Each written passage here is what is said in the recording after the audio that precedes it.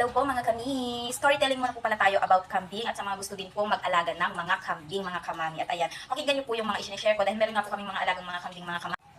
At ayan nga po mga kapi, gusto ko nga din po sanang i-share sa inyo na ang pag-aalaga po ng kambing ay maganda din po mga kamami dahil pagod lang po ang puhunan ninyo. Sa totoo lang, pagod lang po. Lalo na kapag magandang mag-alaga mga kamami, lalo na yung ang lugar ninyo ay nakabakod na dahil papakawalan mo lang yan, bibigyan mo lang yan ng tubig at iinumin lang po yan. At pagkatapos po nun ay kakain at kakain na rin naman po sila ng damo mga kamami. Kaya yun po talaga ang the best na magandang alagain. Lalo na po yung mga native na kambing kasi natry po namin na mag-alaga ng may lahi ng kambing mga kamami. Naku, Diyos ko po. Medyo maselan po siya mga kamami at ang hirap pong alagaan dahil kailangan po yun nakawala nga yun. Tapos basta mahirap po siya mga kamami dahil maselan nga po lalo na yung pagbabago yung panahon natin, ang init-init sabay lalamig. Doon po nagkakasakit po sila mga kamami.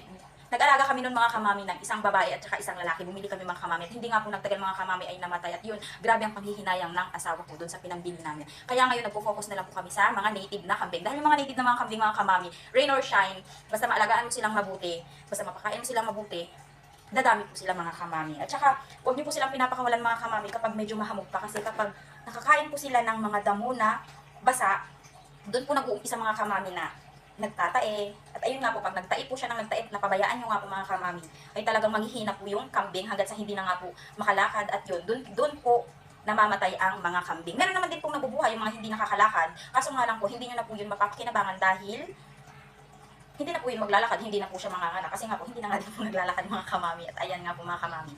Dahil natry ko nga din po yun mga kamami dahil pinabayaan namin yung kambing namin na nagtatae. Tapos pinapadoktor pa nga po yung sa mga doktor ng mga hayop na mga free lang mga kamami. Talagang pinagtsatsagaan ko po yun, sinasakay ko po yun sa tricycle mga kamami. Tinatali ko nga po dun yung tricycle nga po namin mga kamami, tae-tae na. Pero sa sobrang pagmamahal namin sa mga alaga namin ay hinahayaan po namin na kahit ganun, gusto po namin na gumaling. At ayan nga po mga kamami. At meron nga din po akong natuklasan mga kamami na pwedeng ipainom ninyo sa kambing kapag nagtatae.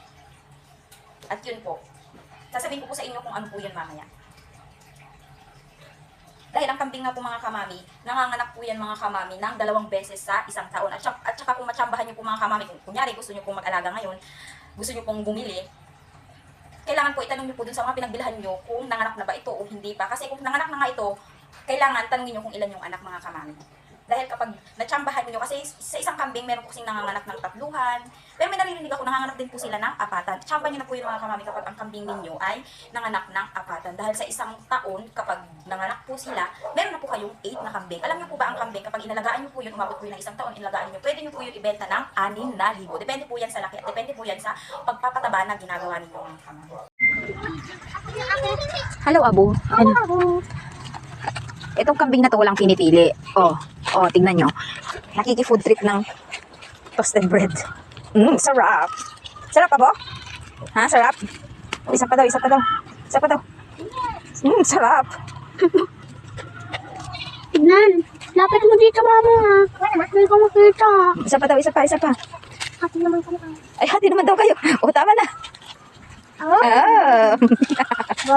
At ayan nga po mga kamami, pinakita ko nga po sa inyo si Abu, yun po yung tinutukoy kong unang kambing po na inalagaan po namin. At ayan, nakikita nyo nga po mga kamami, ay nakiki-food trip nga rin po yun sa aming mga kamami. Kapag nakikita niya kung kumakain kami ng mga kamami, humihingi nga po yun mga kamami. At ayan, talagang masarap nga rin po sa pakaramdam kapag ang mga alaga mo ay malalambing.